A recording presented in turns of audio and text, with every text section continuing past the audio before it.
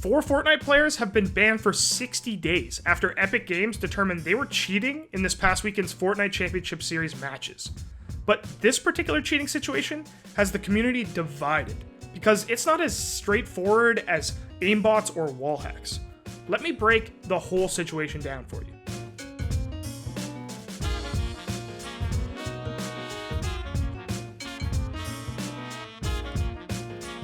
Okay, let's start from the beginning. So 4 guys got banned, but what did they do?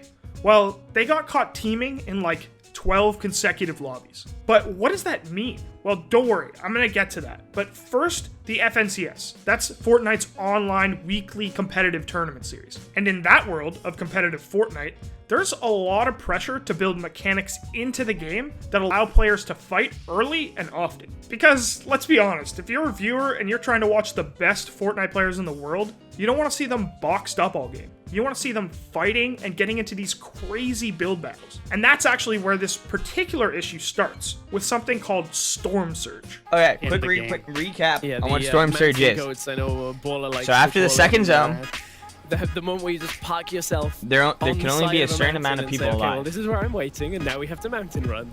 Yeah, nothing claims more. There's more than a certain amount of people alive. A thing called Storm Surge will activate, which means you have to do a certain amount of damage per player per zone it activates. Which means if you're camping or boxed up, you got to get out of that pillow fort you've built and start fighting. And it was that exact mechanic that the players being accused, Creo, Buck, Slacks, and Keys, abused this past weekend. And after those two duos took both the first and second slots in this week's FNCS action, claims started to circle on Twitter that they were potentially teaming. Here's exactly what they did.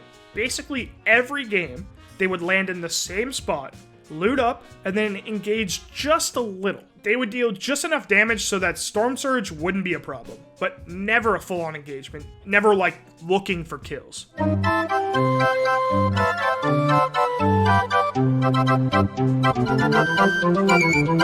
Now, in the world of competitive Fortnite, it's not actually unusual for teams to drop in the same spot every game, because mastering a looting spot is actually a big part of preparing for competitive events. So that means when you're playing competitive tournaments, you're going to be seeing the same people off your drop quite often. But to a lot of the competitive community reacting to these clips online, this all just seemed a little too perfect. They dropped in every game, looted up, and had these small skirmishes, but it never turned into a real fight. This all just seemed a little too convenient. So naturally, people online were a little skeptical. And this includes one of the winningest players in Fortnite history, Bizzle, who reposted the original accusation. And after all of the matches finished on Sunday night, Epic Games, well, they seem to agree with the accusers because they immediately banned these guys. Here's the specific rule that Epic says that they broke in order to land these 60-day bans. Players may not work together to deceive or otherwise cheat other players during any match.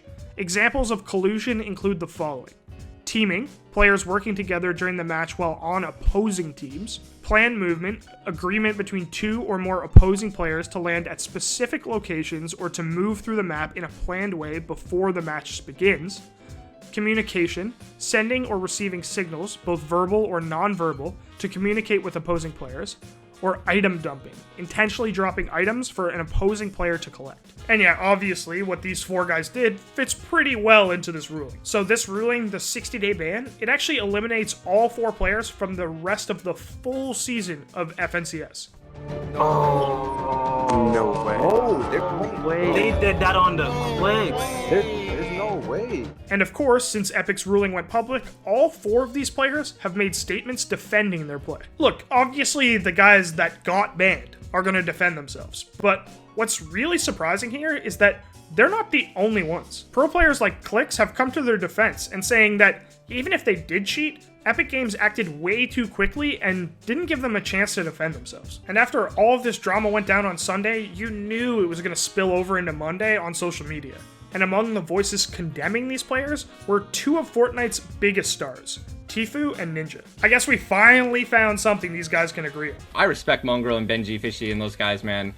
I don't think they would do this. They're too talented. They're too talented. They don't need to. And I'm disappointed, man. 60 days was like too much. I agree with them. If they only did it for one game.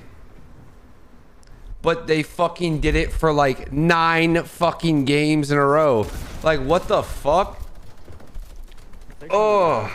Now, you've got to remember that when competitive Fortnite was in its early days, there was actually a lot of hate on Epic for not acting swiftly or strongly enough when it came to cheaters. But over the last few months, first by banning Jarvis for his little aimbot crusade, and now with this incident, Epic doesn't seem scared of laying down the hammer. Obviously, the situation's pretty complicated, but if they did cheat, and it does look to me like they did, consequences should be fast and effective. With that said, this eliminates them from the entirety of the FNCS season and the $5 million prize pool that comes with it.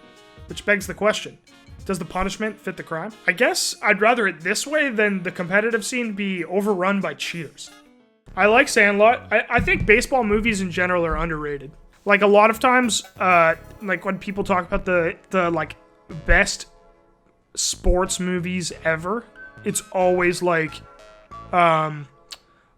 basketball or football movies, like Remember the Titans or like Coach Carter, like the Hoosiers, that sort of thing. But baseball movies are so fun, and they're always like, they take themselves a little less seriously than that kind of stuff, which I always like.